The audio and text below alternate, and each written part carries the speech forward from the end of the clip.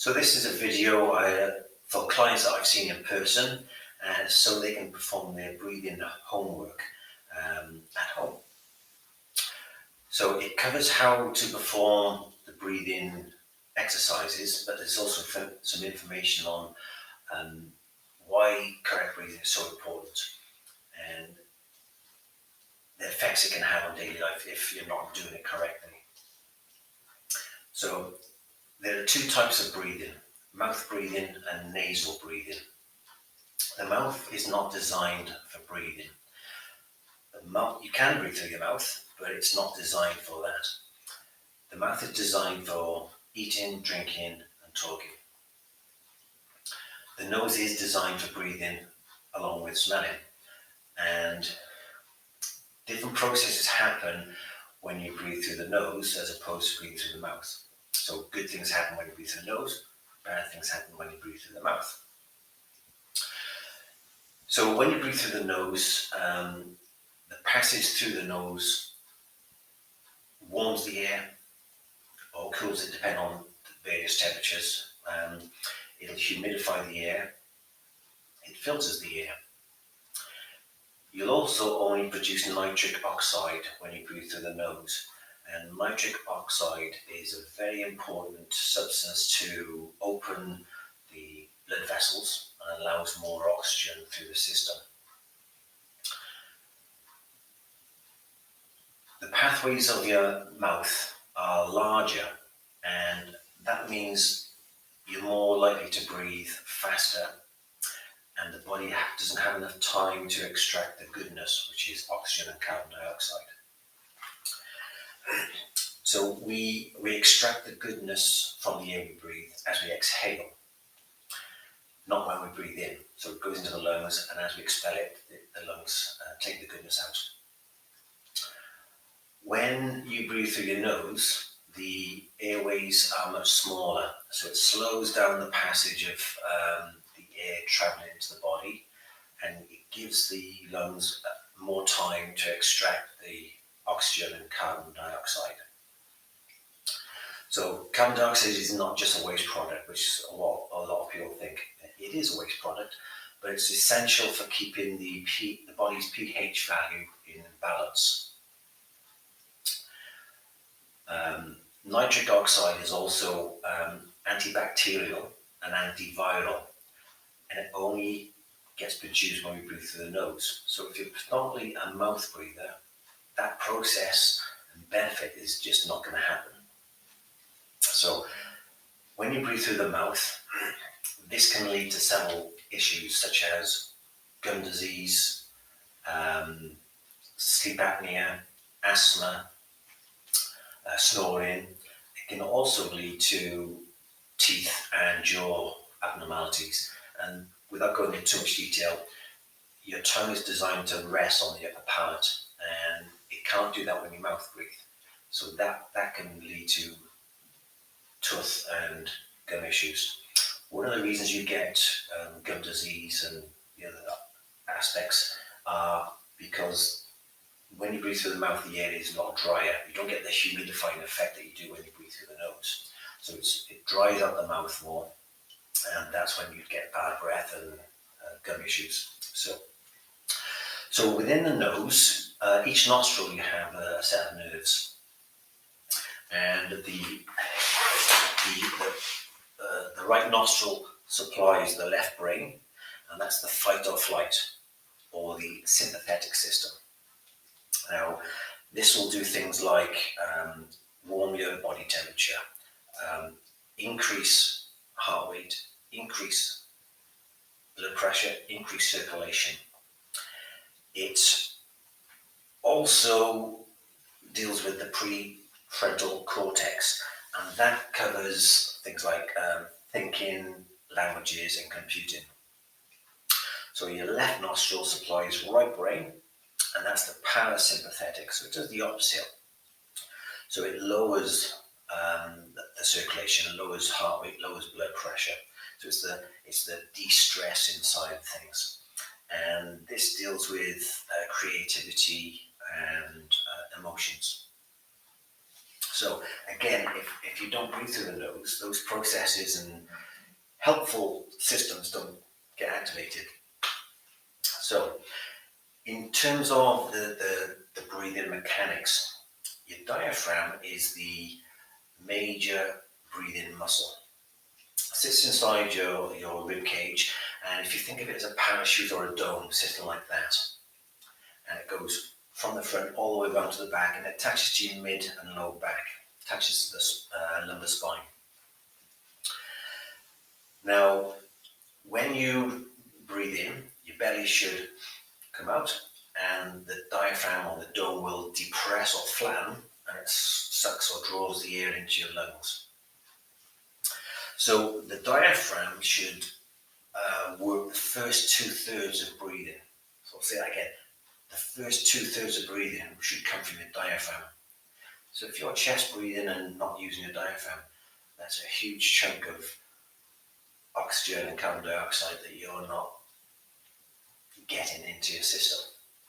So diaphragm does the first 2/3. So when the diaphragm comes down, you then start to use the final part, or the final third, which is your chest. Now you have a group of muscles down the side of the neck called the scalenes, which attach to the first two ribs. Now, when you do that final third, these muscles contract and lift your rib cage up. You then have a muscle each side of your lower spine. Now that attaches to your lowest rib, your lumbar spine, and then your pelvic crest. And that's called the quadratus lumborum, or we call it the QL for short. So the neck and the low back are accessory muscles. They're only designed to work low level, much less than the huge muscle of the diaphragm. So if you're predominantly using this by chest and mouth breathing, these small muscles are going to be chronically overworked, tired, and painful. So it's important to use the big muscles for the big job. So the other thing with the diaphragm is that when it functions and it moves up and down, it massages your internal organs, and especially the digestive system. So if it's not doing that, that can lead to digestive issues and various things like IBS type symptoms, or even acid reflux, heartburn,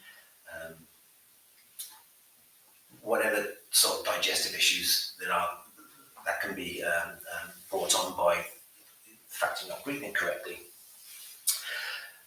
The diaphragm operating also helps with the lymphatic drainage system. So that's the waste product drainage system. So again, there's so many important processes that happen when you breathe through your nose and use your diaphragm and belly, as opposed to nose breathing. So let's get down to the actual breathing patterns. Now you can do this in any position. So obviously, standing, walking, sitting, doesn't really matter. But it'd be good to take some time out and perform this when you're relaxed. So lying down in a quiet room, no telephones going, no television, no kids running around. Try and have 5-10 minutes, and you can put some either mindfulness tapes on or meditation music, whatever it might be, and then just spend several minutes. If you could do this 5 minutes once a day, or a few minutes longer, it'd be fantastic. So what is a good feedback is I would get people to put their hands on their, that's enough for this, get the client to put one hand on their chest and one hand on their belly. And this just gives you a little bit of feedback. So when they start to move, you can think, oh, I can see my hand is moving now, especially when you're lying down, or you can look down like that.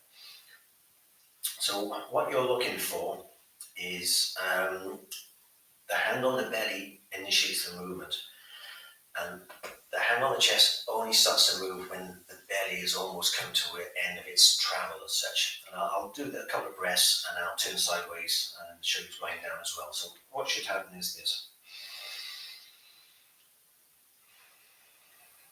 So I'm exaggerating a little bit on the movements and the spaces in between them, but it's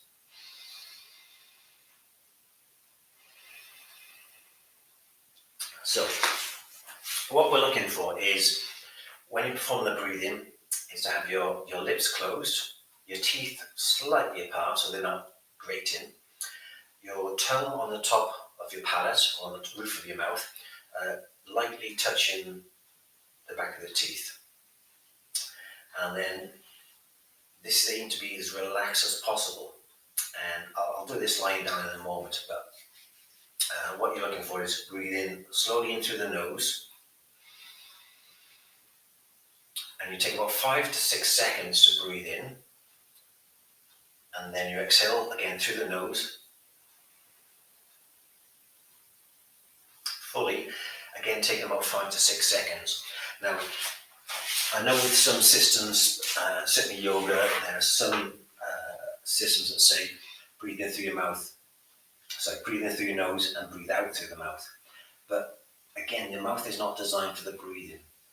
Yes, you can purse your lips and slowly breathing down, but why not use the structures that were meant and designed for the breathing process? It's good to get into the habit of keeping your mouth closed and just allowing the right organs to do the work you're looking for. So there are various breathing techniques, such as closing one nostril and just breathing through the one side and then changing over, or different time scales. But today we're just focusing on the basics. Get the basics right, and then you can look at, oh yeah, I've got this now. Now I can start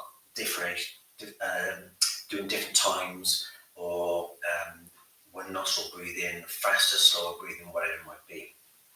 And eventually we want to get to 360 breathing, which basically means that rather than just focus on the belly coming out, you think about the ribs coming up to the side as well, so you get a 360 breathing pattern.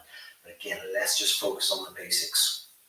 So I've shown you sitting down and side on with the breathing. I'll just do a couple of breaths lying down. So again, knees bent, nice and relaxed. So whatever position is nice for you. One hand on the belly, one hand on the chest. Breathing in 5 to 6 seconds through the nose.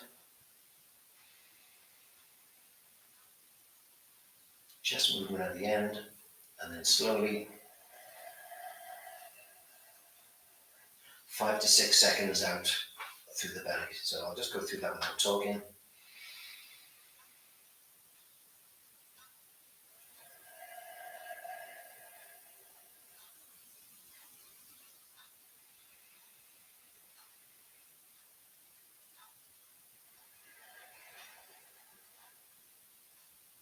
So, 2 things to work on with this is, don't just force the belly out. Don't just force the muscles out with the muscles.